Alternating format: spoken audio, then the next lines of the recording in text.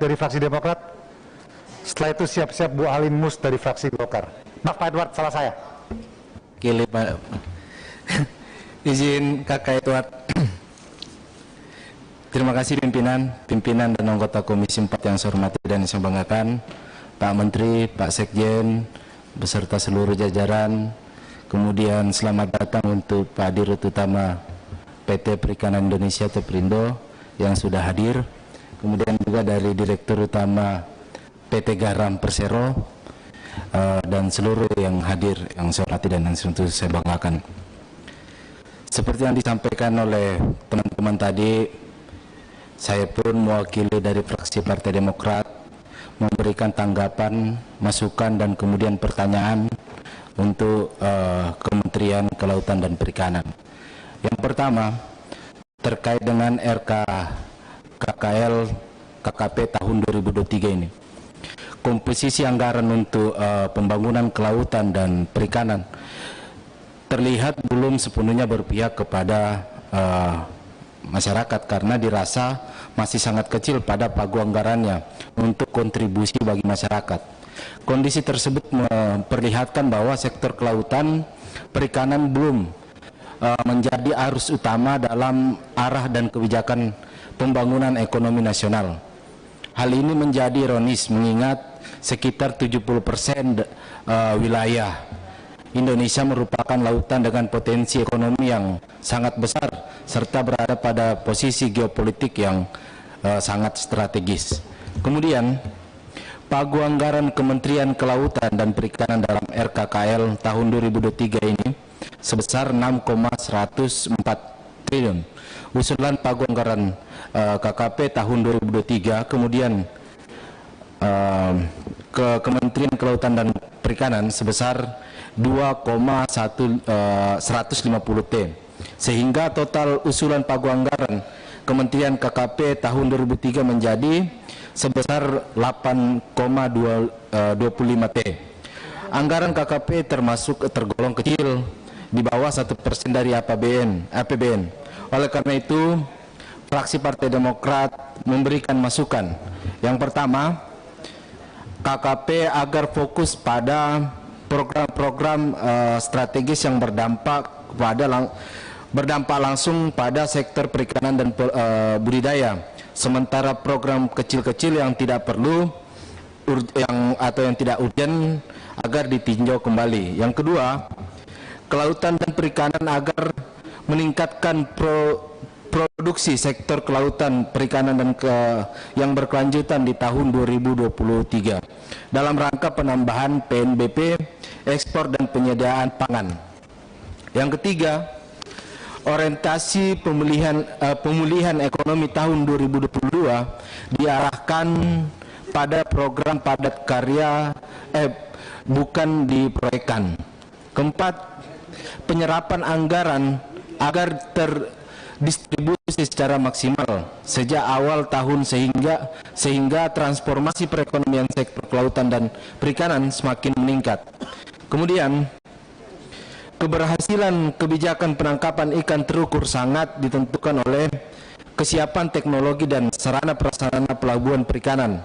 Pada usulan tambahan pagu anggaran tahun 2023, KKP menganggarkan sebesar 210 miliar untuk satu paket pengadaan sarana dan prasarana pelabuhan perikanan, mendukung penangkapan ikan terukur dan PNBP pasca produksi. Oleh karena itu, kami dari fraksi Partai Demokrat meminta diberikan penjelasan yang lebih terperinci terkait dengan hal tersebut. Selanjutnya, terkait dengan PP nomor 27 2021 tentang penyelenggaraan di bidang kelautan dan perikanan. Salah satunya substansi mengatur tentang asuransi nelayan dan jaminan hari tua. Pada tahun 2023, KKP menganggarkan 2,65 miliar kepada 15.000 orang untuk perlindungan nelayan atau asuransi mandiri dan jaminan hari tua. Fraksi Partai Demokrat meminta penjelasan seperti apa kriteria nelayan yang mendapatkan fasilitas perlindungan atau asuransi mandiri. Kemudian sampai dengan saat ini, seperti apa evaluasi program tersebut? dan kemudian berapa jiwa yang sudah terasuransikan. Selanjutnya yang penting dan hampir teman-teman semua tadi menyampaikan, menurut kami juga merasa ini penting terkait dengan anggaran pengadaan kapal pengawas tahun 2023 sebesar 175 miliar dan speedboat sebesar 12 miliar. Namun demikian, kami tidak melihat dari paparan Pak Menteri tadi tidak adanya bantuan pengadaan kapal ataupun ketinting untuk para nelayan. Untuk itu kami mohon penjelasannya. Selanjutnya terkait dengan anggaran promosi produk kelautan perikanan dan untuk skala internasional sebesar 13,5 miliar dan promosi untuk dalam negeri sebesar 4,9 miliar.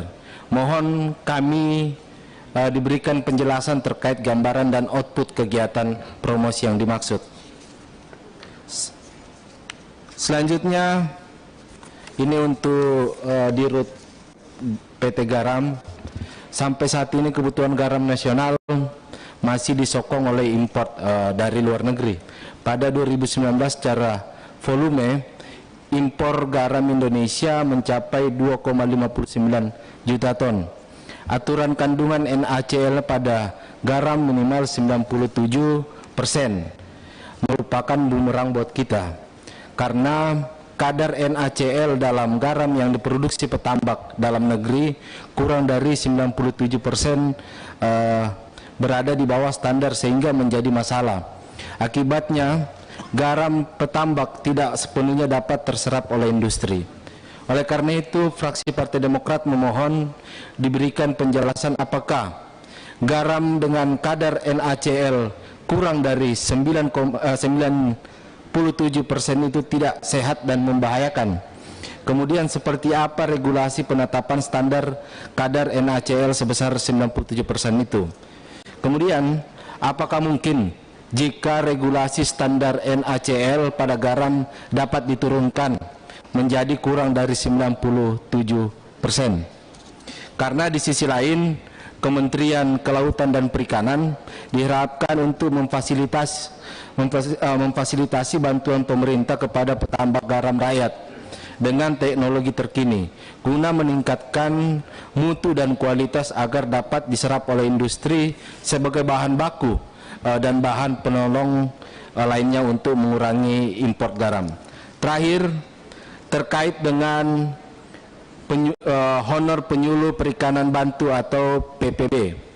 Pada tahun 2022 sebesar 58,41 miliar bagi 1.732 penyuluh atau 2,8 juta per orang, dan pada tahun 2021 sebesar 2,7 juta per orang. Pada tahun 2023 kami tidak melihat pengalokasian anggaran untuk honor penyuluh perikanan bantu pada Ditjen BPSDM-KP. Yang menjadi pertanyaan kami, apa sudah tidak ada lagi penyuluh perikanan bantu atau seperti apa? Mohon kami dari fraksi Partai Demokrat diberikan penjelasan terkait dengan ini. Mungkin itu saja yang dapat kami sampaikan pimpinan. Terima kasih banyak atas waktu yang diberikan. Kurang lebihnya mohon dimaafkan. Assalamualaikum warahmatullahi wabarakatuh.